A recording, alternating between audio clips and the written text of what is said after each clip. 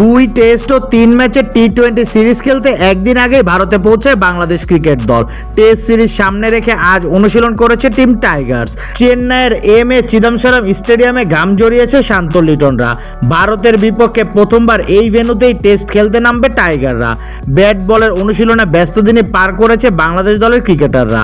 সাদমান ইসলাম থেকে শুরু করে নাঈম হাসান, নাহিদ রানারা শেষ মুহূর্ত পর্যন্ত প্রস্তুতিতে ব্যস্ত সময় পার করেছে। সবশেষ সিরিজে দারুণ খেলা লিটন দাস কিপিং গ্লাভস হাতেও ছিল দারুণ। আজকের অনুশীলনেও নিজেকে ব্যস্ত রেখেছিলেন গ্লাভস হাতে। এদিন নেট অনুশীলনে থ্রোয়ারের ভূমিকায় ছিলেন প্রধান কোচ চন্ডিকা হাথুরু সিংহে। অনুশীলনে এই কোচকে দেখা গেছে শতভাগ মনোযোগী হিসেবেই। চেন্নাইয়ের উইকেটে স্পিন বেশ ভালোই রপ্ত হয়, যে কারণে নাঈম হাসান, তাইজুল ইসলামদের রয়েছে বড় সুযোগ নিজেদের মেলে ধরার। বাংলাদেশের ভারত সফরের প্রথম টেস্ট শুরু হবে আগামী 19 সেপ্টেম্বর চেন্নাইতে।